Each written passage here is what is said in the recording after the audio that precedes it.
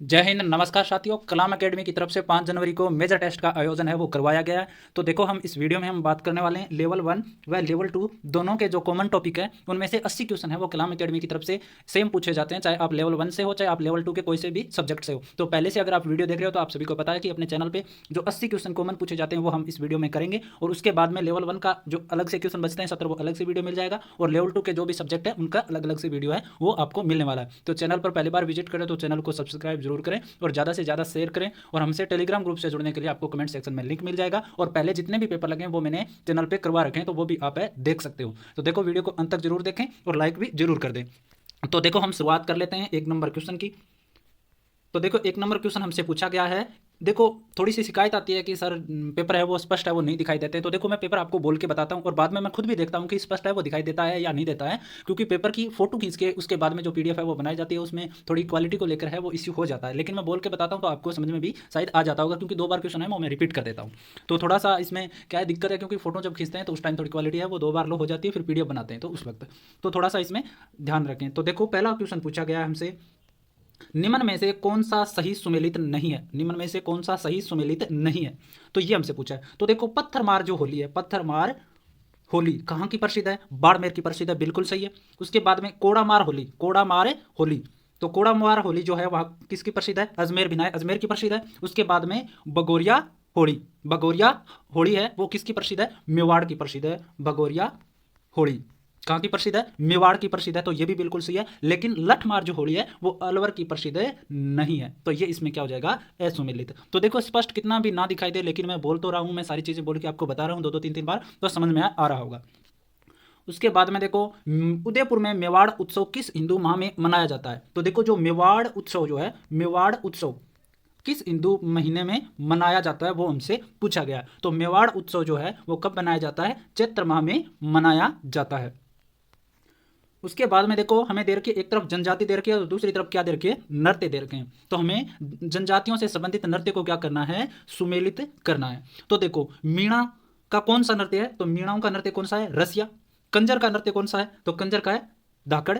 कंजरों की लाठी धाकड़ चक्री। तो इस प्रकार याद कर सकते हो, और अपने चैनल पे आपको ये वीडियो मिल जाएगा जो नृत्य से संबंधित है। अगर आपको किसी को नृत्य याद नहीं रहते हैं तो मैंने ट्रिक बना के दे रखा है, तो अपने चैनल पे आप देख सकते हो। लोक नृत्य से संबंधित कंजरों के नृत्य याद रखने हैं तो कंजरों की लाठी धाकड़ चक्री, और आपको बिलों के याद रखने हैं, आपको सभी मीणाओं के याद रखने हैं। सबकी मैंने अलग अलग ट्रिक बना के और आपको याद रह जाए इस प्रकार से गिरा गया डाला गया। जैसे दौड़ो मम्मो, ज्वारा में कूदो, इस प्रकार से मैंने ट्रिक बना रखी है। तो देखो, मीणाओं का हो जाएगा रसिया, कंजरों का हो जाएगा धाकड़, और शहरियों का कौन सा हो जाएगा? शिकारी, और कथोड़ी किनका बन जाएगा? मावलियों का। मावलिया नृत्य है वो किससे संबंधित है? कथोड़ियों से संबंधित है। तो इस प्रकार से सम्मिलित करना, मीणाओं का नृत्य है रसिया, कंजरों का नृत्य है धाकड़, शहरियों का है शिकारी, और कथोड़ियों का नृत्य है मावलिया। शहरियों की शिकारी इंद्रपरी। इस प्रकार से मैंने ट्रिक डाल रखी है, आप जरूर देखना, बढ़िया लगेगा आपको। मेडिया किस ख्याल का मुख्य पात्र है? मेडिया जो होता है वो किस ख्याल का मुख्य पात्र होता है वो हमसे पूछा गया है 4 नंबर क्वेश्चन में। तो देखो, मेडिया किस ख्याल का नृत्य है? कन्हैया ख्याल का जो है वो मुख्य पात्र होता है। कौन? मेडिया। ये लिखा गया है मेडिया। तो देखो, थोड़ा बहुत दिखाई नहीं देता है तो मैं वो बोल के तो आपको स्पष्ट बता रहा हूँ। कुछ हम वीडियो अपलोड कर देते हैं उसके बाद में कम हो जाता है, कुछ फोटो में हो जाता है, फिर कुछ वीडियो जो पीडीएफ बनाते हैं उसमें हो जाता है। तो थोड़ा इसमें आपको मैं उपलब्ध करवा रहा हूँ और बोल के बता रहा हूँ। तो मेडिया किस ख्याल का मुख्य पात्र है? कन्हैयालाल। बुलाक आभूषण स्त्रियों शरीर के किस भाग में धारण करती है? तो जो बुलाक जो आभूषण है वो कौन से अंग पे पहना जाता है ये हमसे पूछा गया है। तो 5 नंबर में क्या हो जाएगा? नाक में पहना जाता है बुलाक। उसके बाद में देखो, हम बात करते हैं 6 नंबर में कि जोधपुर चित्रशैली में निम्न कथनों पर विचार कीजिए और सत्यकूट का क्या करना है? चयन करना है। जोधपुर चित्रशैली से संबंधित क्वेश्चन है और हमें क्या करना है? इस पर विचार करना है। तो जसवंत सिंह के समय इस पर मुगल प्रभाव पड़ा। जसवंत सिंह के समय इस पर क्या पड़ा था? मुगल प्रभाव पड़ा था। तो बिल्कुल सही है ये तो, कि मुगल का प्रभाव जसवंत सिंह के समय पड़ा था। उसके बाद में रागमाला निसरुद्दीन द्वारा चित्रित प्रमुख ग्रंथ है। रागमाला है वो निसरुद्दीन द्वारा चित्रित प्रमुख ग्रंथ है, ये बिल्कुल गलत हो जाएगा। प्रेमाख्यान इस चित्रशैली का प्रधान विषय रहा है। तो जोधपुर जो चित्रशैली है उसमें प्रेम क्या क्या किया जाता है? आख्यान किया जाता है, ये बिल्कुल सही है। तो ये सही, 2 ऑप्शन सही है। जसवंत सिंह के इसमें मुगल प्रभाव पड़ा और प्रेमाख्यान इस चित्रशैली का क्या है? प्रधान विषय है। तो इसमें 1 और 3 सही है। तो कौन सा ऑप्शन? 2 नंबर वाला ऑप्शन सही हो जाएगा। उसके बाद में देखो हमें दे रखी है दरी उद्योग, गलीचा, नमदे, पेचवर्क कहाँ के प्रसिद्ध है और उनको मैं बताना है कि कौन सा सही सुमेलित नहीं है। तो दरिया कहाँ की प्रसिद्ध है? टांकला गांव की दरिया है वो प्रसिद्ध है। गलीचे कहाँ के प्रसिद्ध है? जयपुर और बीकानेर सेंट्रल जेल के। और नमदा उद्योग किसका प्रसिद्ध है? टोंक का प्रसिद्ध है। लेकिन पेंचवर्क है वो मेवाड़ से संबंधित नहीं है। पेंचवर्क कहाँ का प्रसिद्ध है? शायद शेखावाटी का है वो पंचवर्क प्रसिद्ध है। ठीक है, तो मेवाड़ से संबंधित नहीं है, तो ये इसमें गलत हो जाएगा। राजस्थान के ऐसे मुख्यमंत्री जिन्होंने 3 या अधिक बार पद शपथ ग्रहण की है। तो राजस्थान का ऐसा मुख्यमंत्री बताना है जिन्होंने या तो 3 बार की हो या 3 से अधिक बार की हो। तो देखो 8 में क्या हो जाएगा?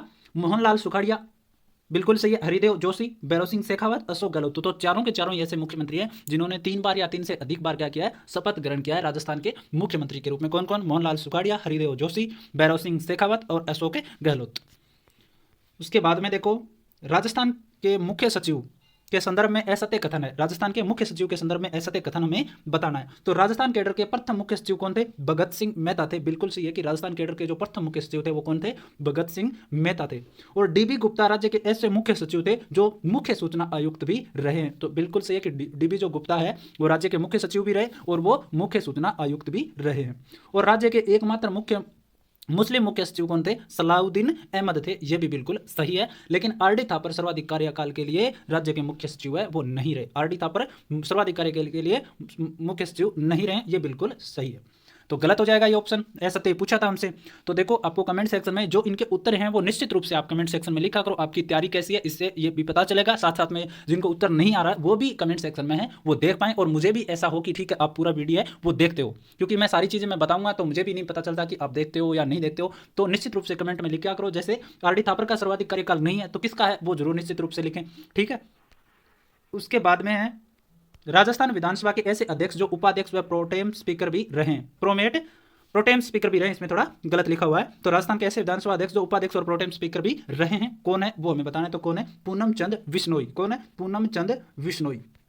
ठीक है, तो ये हो जाएगा इसमें। उसके बाद में देखो असुमेलित की पहचान कीजिए। तो प्राचीन नाम दे रखे हैं और स्थल दे रखे हैं कि कौन से स्थल को किस प्राचीन नाम से जाना जाता था।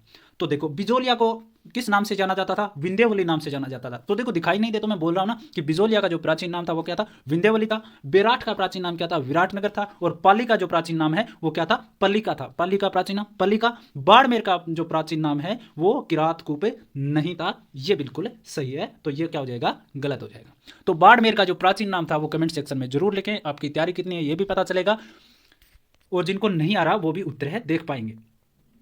केशव राय पाटन के संदर्भ में निम्न कथनों पर विचार करना और असत्य की क्या करना है? पहचान करना है कि कौन सा कथन असत्य है। तो 12 में देखो यहां स्थित केशव राव मंदिर का जीर्णोद्धार बूंदी के शासक राव छत्रसाल ने करवाया था। 12 नंबर क्वेश्चन की हम बात कर रहे हैं कि यहाँ पर जो केशव राय जो मंदिर है वो इसका जीर्णोद्धार है वो बूंदी के शासक छत्रसाल ने करवाया था। तो ये बात बिल्कुल गलत है कि छत्रसाल ने नहीं करवाया था। चंबल नदी के किनारे स्थित इस मंदिर को लघु पुष्कर के नाम से जाना जाता है। तो लघु पुष्कर नाम से इसको नहीं जाना जाता। तो दोनों के दोनों कथन क्या हो जाएंगे? इसमें गलत हो जाएंगे। तो क्या हो जाएगा इसमें? न तो ए और न क्या करना? असत्य कथन की पहचान करना है। तो इसमें क्या है? न तो ए और न बी। ठीक है, क्या लिखा है? केशव राय पाटन के संदर्भ में निम्न कथनों पर विचार करना और हमें क्या बताना है? असत्य कथन बताना है भाई। ठीक है, तो इसमें क्या हो जाएगा? देखो केशव राय जो मंदिर है उसका जो जीर्णोद्धार है वो करवाया था बिल्कुल छत्रसाल ने। सॉरी, कि केशव राय जो मंदिर है उसका जीर्णोद्धार किन्होंने करवाया था? छत्रसाल ने बिल्कुल करवाया था। और ये चंबल नदी के किनारे ये भी बात है सही है और लघु पुष्कर के नाम से भी इनको जाना जाता है। तो ये दोनों ही सही है भाई। हमसे असत्य पूछा था ना, तो इसमें न तो ए है और न बी है। दोनों के दोनों क्या इसमें सही है। केशव राय मंदिर का जीर्णोद्धार बूंदी के शासक छत्रसाल ने लघु पुष्कर के नाम से जाना जाएगा और चंबल नदी के किनारे स्थित है। उसके बाद में देखो हमसे पूछा है कि राजस्थान के किस प्राचीन स्थल से बौद्ध गुफाएं प्राप्त नहीं हुई। तो राजस्थान का ऐसा कौन सा प्राचीन स्थल है जहां से बौद्ध गुफाएं हैं वो प्राप्त नहीं हुई है? तो कहां से नहीं हुई है? अटरू से बौद्ध गुफाएं प्राप्त नहीं हुई है। बाकी कोलवी, हाथियागोड़ और बिनायगा से प्राचीन बौद्ध गुफाएं हैं वो पाई जाती है। निम्न में से किस स्थान पर बायोडीजल रिफाइनरी स्थित है? तो राजस्थान में ऐसा कौन सा स्थल है जहां पर बायोडीजल रिफाइनरी है वो स्थित है? तो कौन से पर? कालड़ावास उदयपुर में है वो बायोडीजल रिफाइनरी स्थित है। कहां पर? कालड़ावास उदयपुर में। असुमेलित का क्या करना है? हमें चयन करना है। हमें पार्क दे रखे हैं। एक तो अप्रैल पार्क है, सॉफ्टवेयर पार्क है, जेम्स एंड ज्वेलरी पार्क है, कंप्यूटर एडेड डिजाइन सेंटर है। तो इनमें से ऐसा थे। तो देखो अप्रैल जो पार्क है, अप्रैल पार्क कहां पर स्थित है? जगतपुरा जयपुर में स्थित है। सॉफ्टवेयर जो पार्क है, सॉफ्टवेयर पार्क कहां पर है? कनकपुरा जयपुर में स्थित है।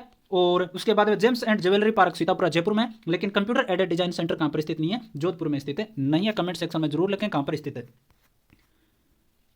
राजस्थान सरकार की पहल हवा महल कार्यक्रम किन संस्थाओं के सहयोग से संचालित है? जो पहल हवा महल कार्यक्रम जो है वो किन संस्थाओं के द्वारा संचालित है वो हमसे पूछा गया। तो किन किन के द्वारा? एक तो पिरामिल फाउंडेशन के द्वारा, पिरामल फाउंडेशन द्वारा, और दूसरा कौन सा है? RSCERT उदयपुर, दोनों के द्वारा ये संचालित है। और भी संस्थाएं हैं इनमें, ठीक है, टाटा वगैरह भी, तो वो भी आप याद कर सकते हो। तो इनमें 2 ही दे रखी हैं, तो 2 नंबर ऑप्शन है सही हो जाएगा।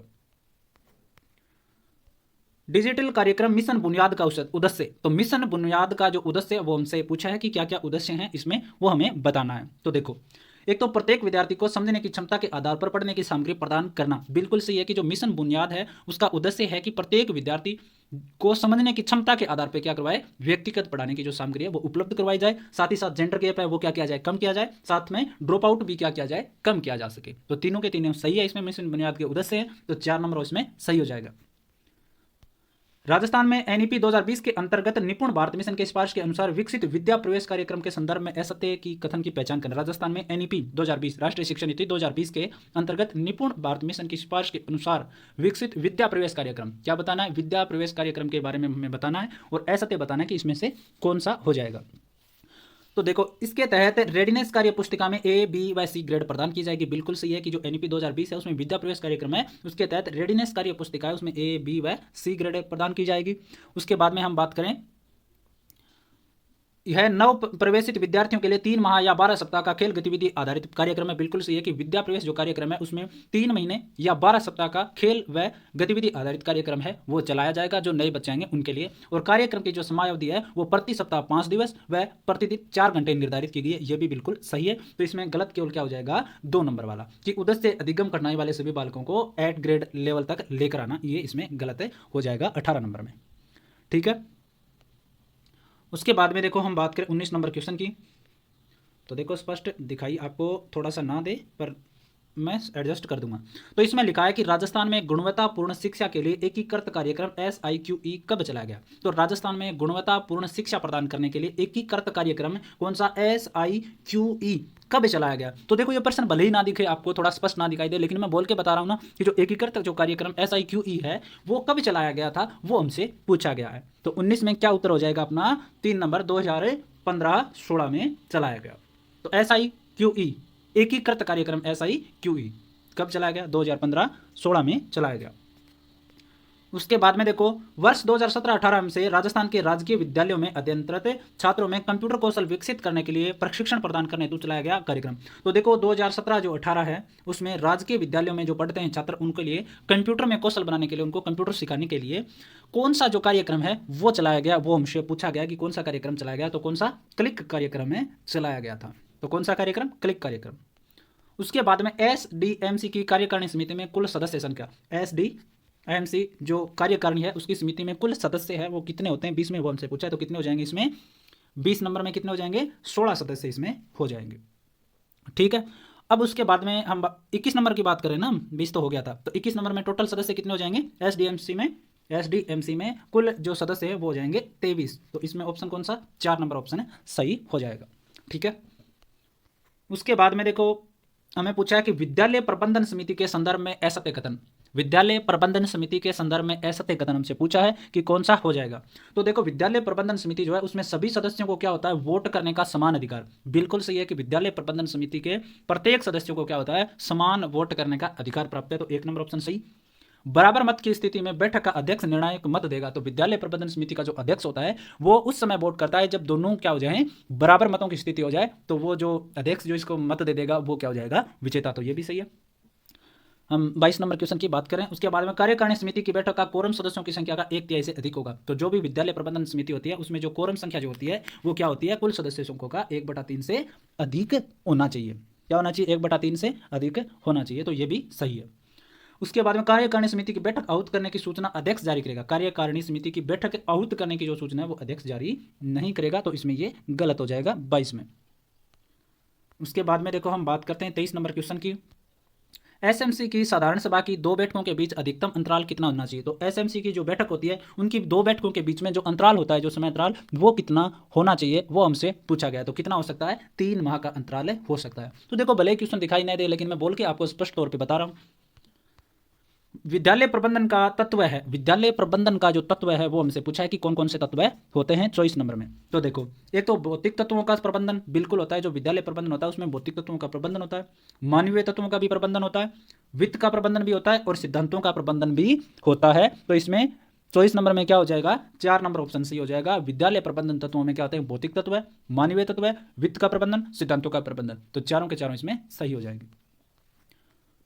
राज्य सरकार द्वारा एनईपी 2020 को लागू करने के क्रम में गठित ईसीसीई व एफएलएन से संबंधित समूह 1 का अध्यक्ष किसे नियुक्त किया गया। अब भले क्वेश्चन नहीं दिखाई दे, मैं बता रहा हूं कि जो राज्य सरकार है उसने राष्ट्रीय शिक्षा नीति जो 2020 को लागू करने के लिए क्रम में गठित ईसीसीई व एफएलएन से संबंधित समूह 1 का अध्यक्ष किसे नियुक्त किया गया, वो हमसे पूछा गया।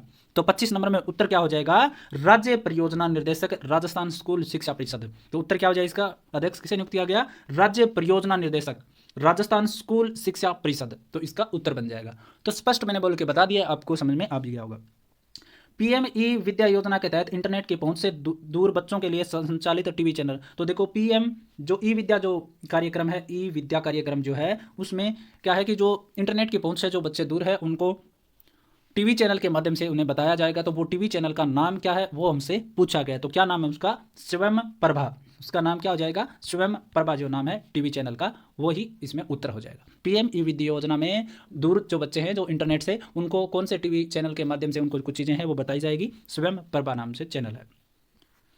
उसके बाद में देखो 27 नंबर हमसे पूछा है कि इंदिरा प्रियदर्शनी पुरस्कार के संदर्भ में असत्य कथन की पहचान करना है। इंदिरा प्रियदर्शनी जो पुरस्कार है उसके संदर्भ में, ठीक है। अब जिनको भी स्पष्ट नहीं दिखा रहा उनको बोल के बता रहा हूं कि इंदिरा प्रियदर्शनी जो पुरस्कार है उसके संबंध में असत्य कथन हमें बताना है 27 नंबर में। तो देखो, जो इंदिरा प्रियदर्शनी पुरस्कार का पुराना नाम क्या था, पद्ममाक्षी पुरस्कार था। बिल्कुल सही है। तो पद्ममाक्षी पुरस्कार है वो इसका पुराना नाम था जो वसुंधरा राज्य सरकार में रखा गया था।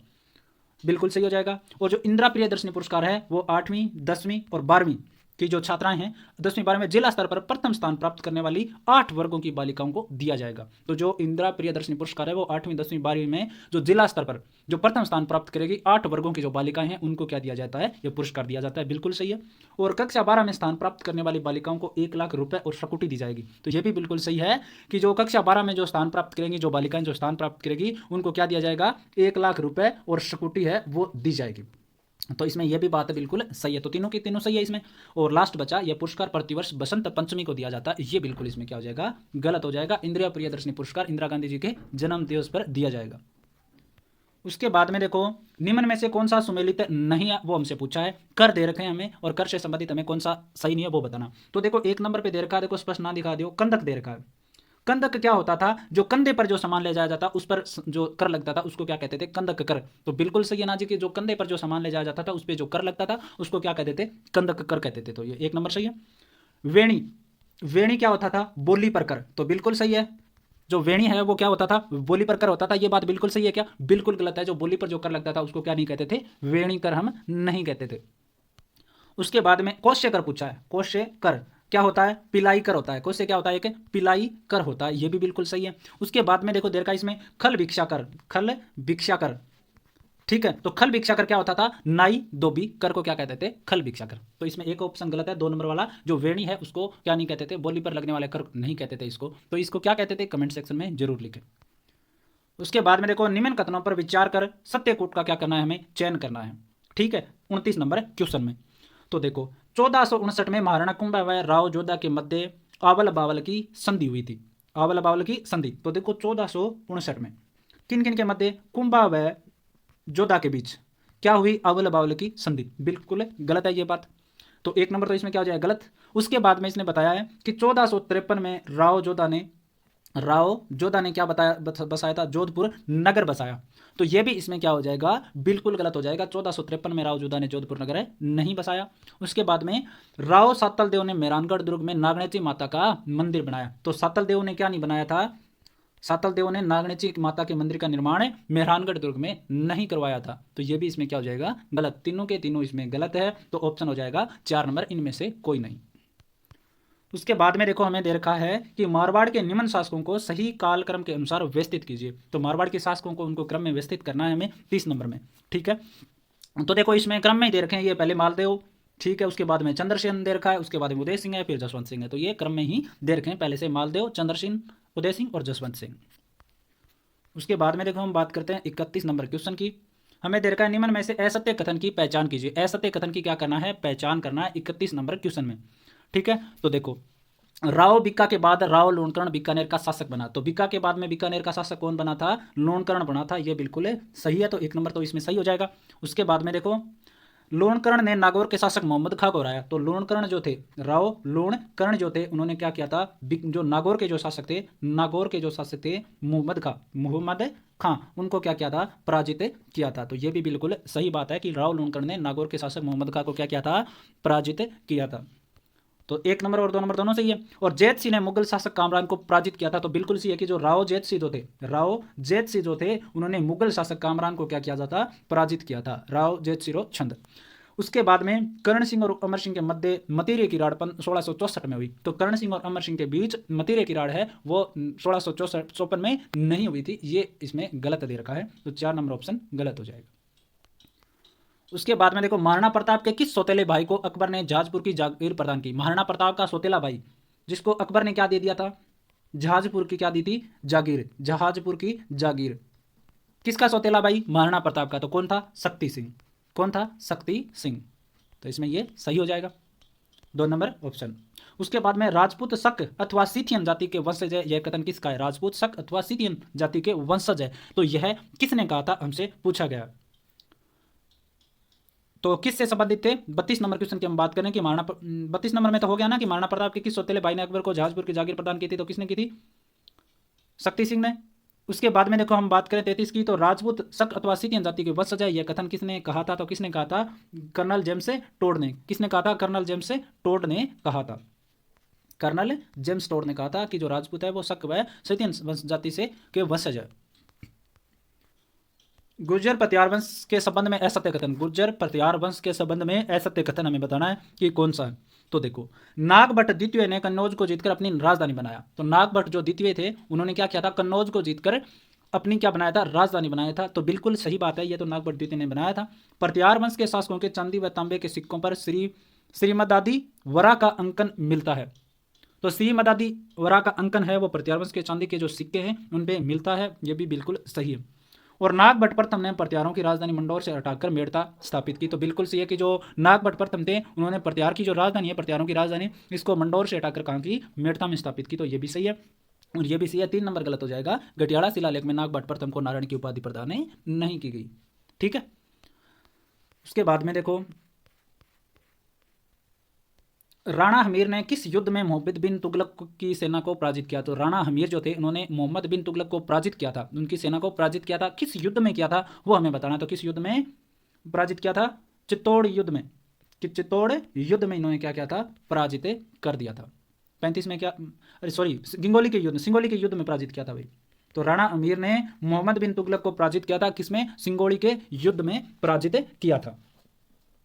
उसके बाद में विग्रहराज चतुर्थ को कवि बांधव की उपाधि किसने दी, विग्रहराज चतुर्थ को कवि बांधव की उपाधि, कवि बांधव की उपाधि है वो किसने दी थी, ये हमसे पूछा है, तो किसने दी थी, जयानक भट्ट ने दी थी, जयानक भट्ट ने दी थी कि क्या उपाधि, कवि बांधव की, किसको, विग्रहराज चतुर्थ को। उसके बाद में देखो हमीरदेव चौहान के संबंध में निम्नलिखित कथनों में से असत्य कथन, हमीरदेव चौहान के संबंध में असत्य कथन हमें बताना है 37 नंबर में। तो देखो 1291 में जलालुद्दीन खिलजी के आक्रमण को विफल किया, तो हमीरदेव चौहान ने 1291 में क्या किया था, जलालुद्दीन जो खिलजी थे उनकी सेना को क्या किया था, पराजित किया था, बिल्कुल सही है, राणा अमीर ने।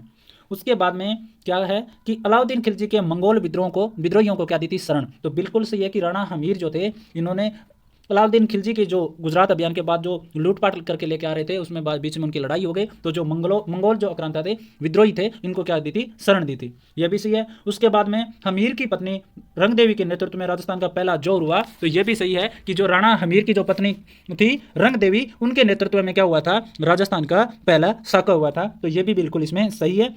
उसके बाद में देखो हमीर के विरुद्ध खिलजी सेना का नेतृत्व है केब्रो ने किया था, तो ये बिल्कुल इसमें क्या हो जाएगा, गलत हो जाएगा। उसके बाद में आगे वाला प्रश्न दे रखा है कि बुताला का युद्ध किस किस के मध्य लड़ा गया था, तो बुताला का युद्ध किन के मध्य लड़ा गया था, जैतर सिंह गोहिल व इल्तुतमिश के मध्य लड़ा गया था। बुताला का युद्ध जैतर सिंह व इल्तुतमिश के बीच में लड़ा गया था।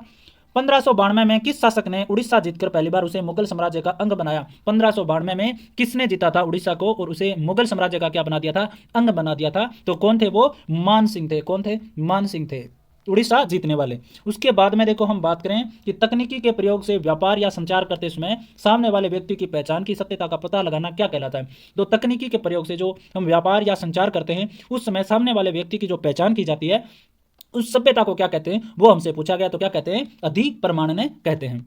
उसके बाद में देखो हम बात करें 41 नंबर क्वेश्चन की, कौन सी योजना के अंतर्गत विभिन्न विभागों से संबंधित सुविधाएं एक ही स्थान पर उपलब्ध करवाई जाती है। ऐसी कौन सी योजना है जिसके माध्यम से विभिन्न जो सुविधाएं हैं, विभागों की जो सुविधाएं हैं वो एक ही जगह पर क्या कर दी जाती है, उपलब्ध करवा दी जाती है। तो कौन सी है वो, ई मित्र। तो क्या हो जाएगी, ई मित्र जो है उसमें उपलब्ध करवाई जाती है। उत्पादक एवं क्रेता के मध्य संबंधों की श्रृंखला छोटी करने का कार्य करता है। उत्पादक व क्रेता के मध्य जो संबंधों की जो श्रृंखला छोटी करने का जो काम करता है वो कौन करता है, वो हमसे पूछा, तो कौन करेगा, ई वाणिज्य। ठीक है, तो ई वाणिज्य क्या करता है, श्रृंखला छोटी करता है उत्पादक और क्रेता के मध्य।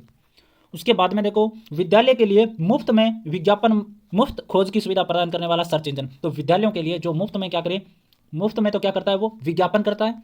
उसके बाद में वो क्या करे, मुफ्त में क्या करता है, खोज करता है। ठीक है, तो ये कौन सा सर्च इंजन करता है वो हमसे पूछा गया है 43 नंबर में। तो कौन करेगा, बिंग करेगा। कौन करेगा, बिंग करेगा, BING, मुफ्त में करता है विद्यालयों के लिए विज्ञापन और खोज। उसके बाद में देखो कौन सा उदाहरण ब्राउजर का नहीं है, तो कौन सा ब्राउजर का उदाहरण नहीं है वो हमसे पूछा है। तो देखो नेटस्केप नेविगेटर, बिल्कुल सही है कि नेटस्केप जो नेविगेटर है वो ब्राउजर होता है। इंटरनेट एक्सप्लोरर भी क्या होता है, ब्राउजर होता है। और मोजिला फायरफॉक्स भी क्या होता है, ब्राउजर। लेकिन फेसबुक क्या नहीं होता, ब्राउजर नहीं होता। निम्नलिखित में से असुमेलित शब्द का क्या करना है, चयन करना है। तो देखिए राष्ट्रीय बीजीय मसाला केंद्र कहां पर स्थित है, तबीजी अजमेर में स्थित है। राष्ट्रीय बीजीय मसाला केंद्र कहां पर स्थित है, अजमेर में स्थित है। और केंद्रीय शुष्क बागवानी संस्थान कहां पर है, बिचवाल बीकानेर में। केंद्रीय शुष्क बागवानी संस्थान कहां पर है, बिचवाल बीकानेर में, तो ये भी सही है। और केंद्रीय शुष्क क्षेत्र अनुसंधान संस्थान कहां पर है, जोधपुर में। केंद्रीय शुष्क क्षेत्र अनुसंधान संस्थान कहां पर है, जोधपुर में। और खजूर अनुसंधान संस्थान जैसलमेर में, तो ये गलत हो जाएगा। खजूर अनुसंधान संस्थान कहां पर है, बीकानेर में, तो ये गलत हो जाएगा।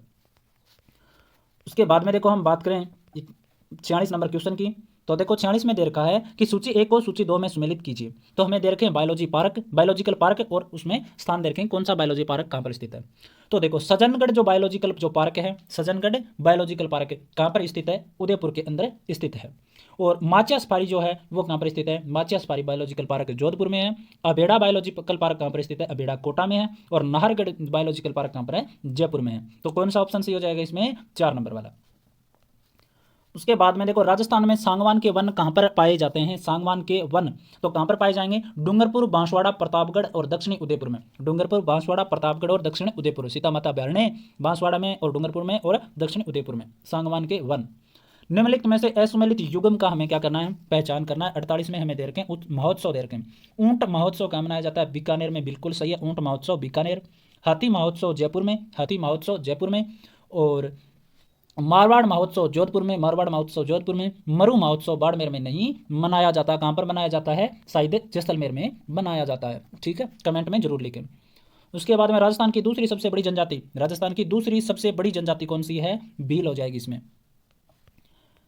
राजस्थान में 400 व्यक्ति प्रति वर्ग किलोमीटर से अधिक घनत्व वाले जिले कौन से। तो राजस्थान में ऐसे जिले जिनका जन घनत्व कितना हो, 400 से ज़्यादा हो, वो हमसे पूछा है कि कौन कौन से होंगे इसमें। तो कौन से हो जाएंगे, एक तो जयपुर होता है सबसे ज़्यादा, जयपुर, फिर इसमें भरतपुर भी आ जाएगा, और इसमें क्या आ जाएगा, दौसा भी आ जाएगा, और इसमें क्या आ जाएगा, अलवर भी आ जाएगा। तो 400 से अधिक जन घनत्व वाले जिले कौन से हैं, जयपुर, भरतपुर, दौसा और अलवर।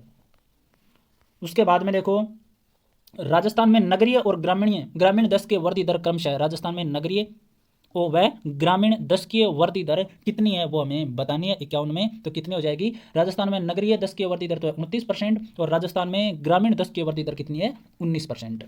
तो देखिए कितना भी नादी के पर्सन में सारी चीज़ें बोल बोल के बता रहा हूँ आपको, सारी चीज़ें स्क्रीन पे बता देता हूँ और लिख भी देता हूँ।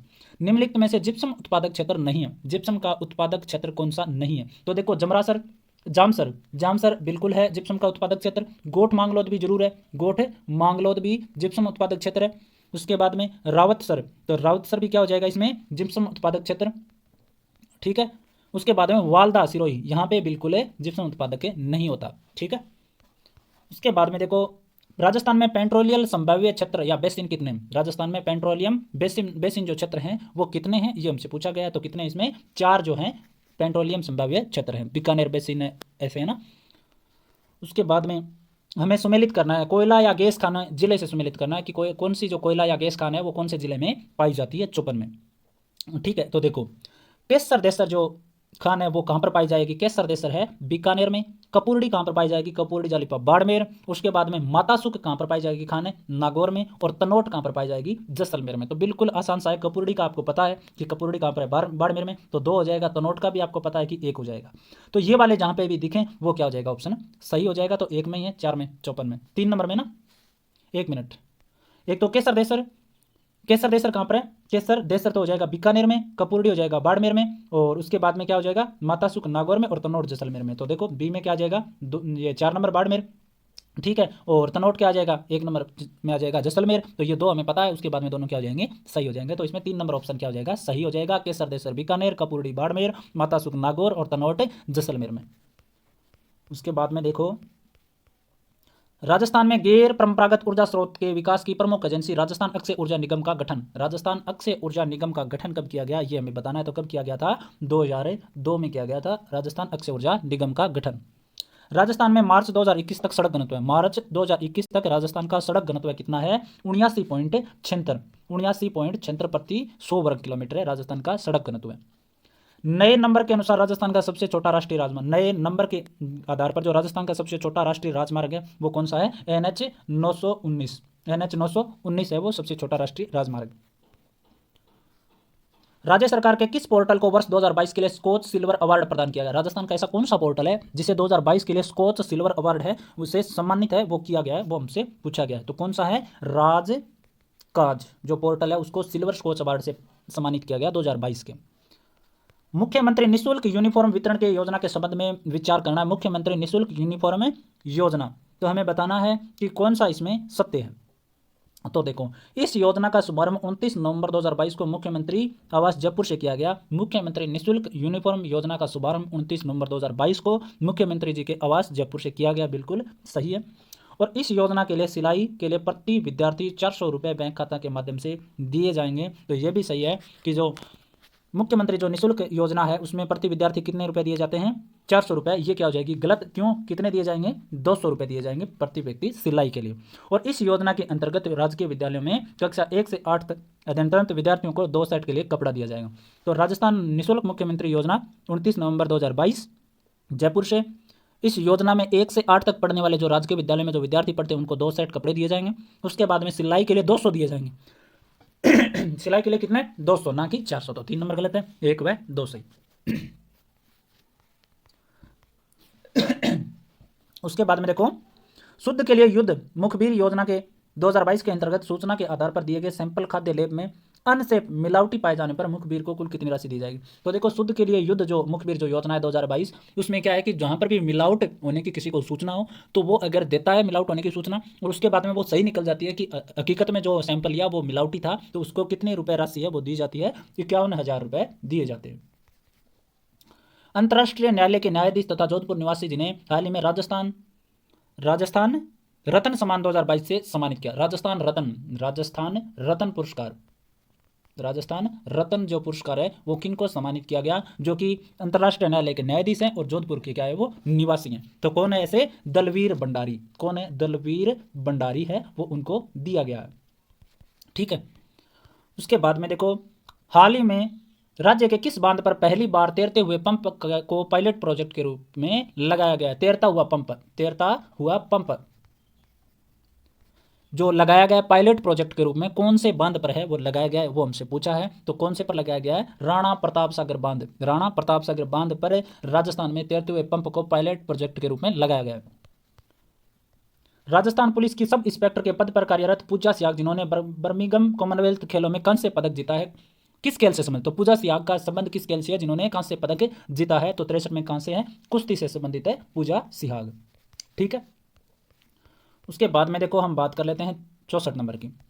15वें वित्त आयोग द्वारा 8,000 करोड़ रुपए की लागत से देश में 8 नए शहर बसाए जाने प्रस्तावित है। तो राजस्थान में शहर कौन सा बसाया जाएगा? तो जो 15वां वित्त आयोग है उसमें प्रावधान किया गया 8,000 करोड़ रुपए का, और उसमें बताया कि पूरे देश में 8 शहर नए बसाए जाएंगे। तो उस सूची में राजस्थान का कौन सा शहर है वो हमसे पूछा है। तो कौन सा है? रानपुर कोटा। रानपुर कोटा है वो शहर है, वो इसमें बसाया जाएगा। 15वें वित्त आयोग के आधार पर 8,000 करोड़ रुपए की जो लागत है उस सूची में शामिल है। एक तरफ दे रखी है बोलियां, दूसरी तरफ क्षेत्र दे रखे हैं, कौन सा सुमेलित नहीं है ये हमसे पूछा गया है 65 नंबर में। तो काठेड़ी कहां पर बोली जाती है? जोधपुर क्षेत्र में बोली जाती है, नागरचौल टोंक क्षेत्र में बोली जाती है, और जगराती करौली क्षेत्र में बोली जाती है। लेकिन 84 जो है वो शाहपुरा क्षेत्र में नहीं बोली जाती है। तो ये इसमें क्या हो जाएगा? गलत हो जाएगा। क्या पूछा है? सही सुमेलित नहीं है वही हमसे पूछा है, तो शाहपुरा। बिसल देव रासो किस बोली की मुख्य रचना? बिसल देव रासो जो है वो किस बोली की मुख्य जो रचना है वो हमसे पूछा है कि किस बोली की मुख्य रचना है। तो किसकी हो जाएगी इसमें? 66 नंबर में गोडवाड़ी की बात बोली की जो मुख्य रचना है बिसल देव रासो। राव जेठ सिरो छंद ग्रंथ की रचना किसने की? राव जेठ सिरो छंद की रचना है वो किसने की थी? बिठू सुजा ने की थी। राव जेठ सिरो छंद बिठू सुजा। मणिकौल की फिल्म दुविधा किस कृति पर आधारित है? मणिकौल की जो फिल्म है दुविधा वो किसकी कृति पर आधारित है वो हमसे पूछा गया। तो किसकी पर है? विजयदान देथा की।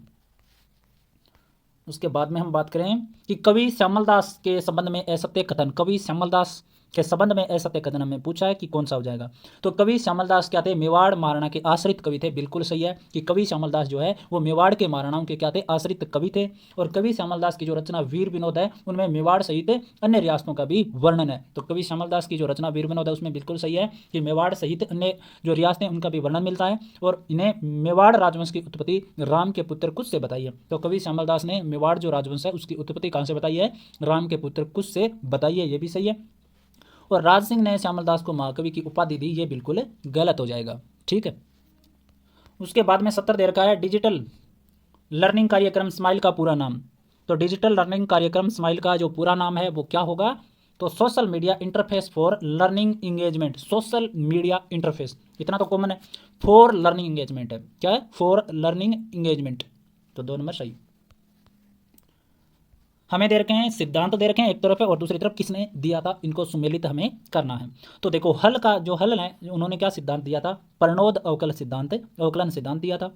मैकडूगल ने कौन सा सिद्धांत दिया था? मूल प्रवृत्ति सिद्धांत दिया था। फ्रायड ने कौन सा सिद्धांत दिया था? मनोविश्लेषण सिद्धांत दिया था। और मेस्लो ने कौन सा सिद्धांत दिया था? आवश्यकता का सिद्धांत दिया था। तो 4 नंबर ऑप्शन इसमें सही। उसके बाद में थ्रस्टन द्वारा बुद्धि के लिए किस शब्द का प्रयोग किया? थ्रस्टन द्वारा बुद्धि के लिए कौन से शब्द का प्रयोग किया गया? तो प्राथमिक मानसिक क्षमताएं शब्द का प्रयोग किया गया बुद्धि के लिए थ्रस्टन के द्वारा। निम्न में से कौन सी एक रक्षात्मक युक्ति नहीं है? रक्षात्मक जो युक्ति नहीं होती वो कौन सी नहीं होती? साहचर्य है वो रक्षात्मक युक्ति नहीं होती। बुद्धि का एक प्रकार जो साधारण तथा नर्तक, एथलीट और सर्जन इत्यादि में, बुद्धि का ऐसा कौन सा प्रकार है जो साधारण और नर्तक और एथलीट और सर्जन इत्यादि में पाया जाता है? तो कौन सा हो जाएगा? शरीर गति की बुद्धि। शरीर गति की बुद्धि। देखो चैनल को सब्सक्राइब जरूर कर लें, ज़्यादा से ज़्यादा शेयर करें। सभी पेपर पहले भी उपलब्ध करवाएं और आगे भी आपको उपलब्ध होंगे। बुद्धि मापन के बाटिया बैट्रो परीक्षण में है। बुद्धि मापन के बाटिया बैट्रो परीक्षण में है तो कितने उपनिवेश है वो हमसे पूछा है। तो कितने हैं? 5 उपनिवेश हैं। व्यक्तित्व का कौन सा प्रकार क्रेसमर ने नहीं बताया? व्यक्तित्व का कौन सा प्रकार क्रेसमर ने नहीं बताया? तो क्षेत्र में किसने कौन सा सिद्धांत है? एंडोमार्फिक मिसोफार्फिक जो सिद्धांत है वो इन्होंने व्यक्तित्व मापन का प्रकार नहीं बताया। 77 नंबर है निम्न में से किस परीक्षण में कार्ड का प्रयोग नहीं होता? तो कार्ड का प्रयोग कौन से परीक्षण में नहीं होता? शब्द साहचर्य परीक्षण में कार्ड का प्रयोग नहीं होता। शब्द साहचर्य परीक्षण में।